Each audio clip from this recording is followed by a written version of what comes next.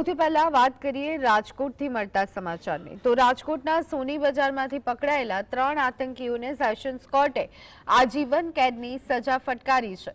અબ્દુલ શકુર અલી, અમન સિરાજ મલિક અને સાફન શહીદ નામના આરોપીઓને જીવે ત્યાં સુધી અંતિમ શ્વાસ સુધીની સજા સંભળાવવામાં આવી છે।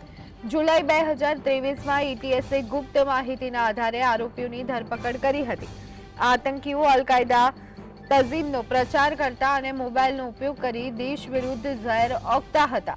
આ કાર્યવાહીથી રાજ્યમાં આતંકવાદ વિરોધી કડક કાર્યવાહીનું વલણ સ્પષ્ટ થયું છે।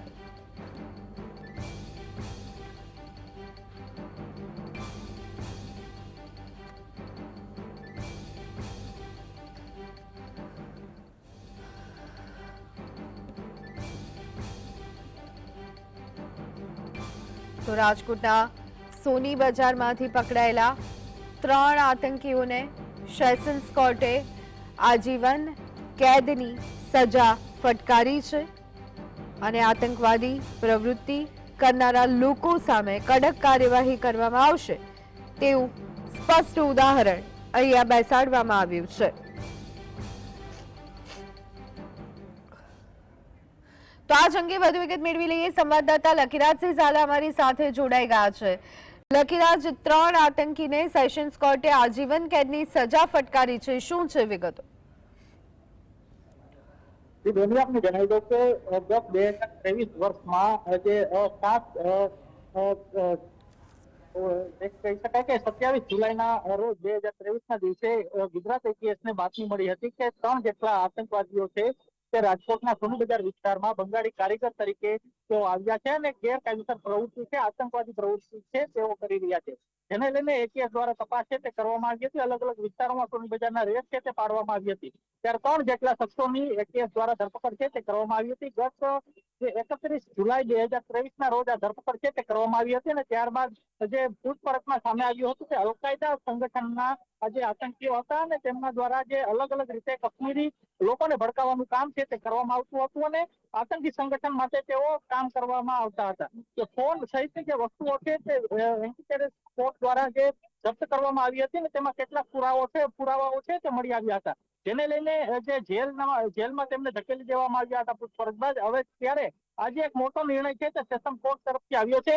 સેશન કોર્ટ દ્વારા 3 જે આતંકીઓ છે તેમના વિરુદ્ધ કડક કાર્યવાહી કરવામાં આવી છે। 3 જે આતંકીઓ છે તેમને જે જીવે ત્યાં સુધી આખરી શ્વાસ સુધી જે સજા છે તે ફટકારવામાં આવી છે અને 10,000 રૂપિયાનો દંડ છે આતંકીઓ વિરુદ્ધ જે ફટકારવામાં આવ્યો છે। એટલે ચોક્કસપણે કહી શકાય કે ખૂબ જ મોટી કાર્યવાહી છે તે એટીએસ દ્વારા કરવામાં આવી હતી અને ત્યારબાદ અલગ અલગ રીતે પૂછપરછમાં સમગ્ર મામલો છે તે પ્રકાશમાં આવ્યો હતો। સોની બજાર વિસ્તાર છે તે રાજકોટનો જે સાંકડો વિસ્તાર કહેવાય છે અને ગીચતાવાળો વિસ્તાર કહેવાય છે અને ત્યાં બંગાળી કારીગરના નામે આ પ્રકારે આતંકી પ્રવૃત્તિ કરવી ખૂબ જ ગંભીર બાબત હતી। જેને લઈને એટીએસે આ 3 શખ્સોની ધરપકડ કરી હતી અને ત્યારબાદ સેશન કોર્ટનો આજે મોટો ચુકાદો છે તે આવ્યો છે। જી બિલકુલ લકીરાજ, આ જે ચુકાદો આપવામાં આવ્યો છે તેની સાથે એક સ્પષ્ટ સંદેશ પણ આપી દેવામાં આવ્યો છે કે આતંકવાદી પ્રવૃત્તિ કરનાર તમામ લોકો સામે કડકમાં કડક કાર્યવાહી થશે અને જે રીતે અંતિમ શ્વાસ સુધીની સજા સંભળાવવામાં આવી છે ત્યારે આતંકવાદી વિરુદ્ધ કડક કાર્યવાહીનું વલણ સ્પષ્ટ થયું છે। ચોક્કસથી સ્પષ્ટ થયું છે કારણ કે અગાઉ પણ જે રાજકોટમાં પ્રથમ વખત નહોતું કે આતંકવાદી પકડાયા છે। અગાઉ પણ જે 2 જેટલા જે લોકો છે તે રાજકોટના નહેરુનગર વિસ્તારમાંથી આતંકીઓ પકડાયા હતા ને તેમને પણ એટીએસ દ્વારા જ પકડવામાં આવ્યા હતા। ત્યારબાદ આ બીજો બનાવ હતો। આજે તમામ જે કેસમાં એટીએસ દ્વારા સમગ્ર પુરાવા છે તે રજૂ કરવામાં આવ્યા હતા અને ત્યારબાદ આ સમગ્ર મામલો સેશન કોર્ટમાં પહોંચ્યો। સેશન કોર્ટ દ્વારા કડક વલણ છે તે વાપરવામાં આવ્યું છે એટલે ચોક્કસપણે ન્યાય પ્રણાલી છે તેમને ચોક્કસપણે એક પ્રકારે કહી દીધું છે કે કોઈ પણ પ્રકારે જે દેશ વિરોધી પ્રવૃત્તિ કરશે તેને નહીં છોડવામાં આવે।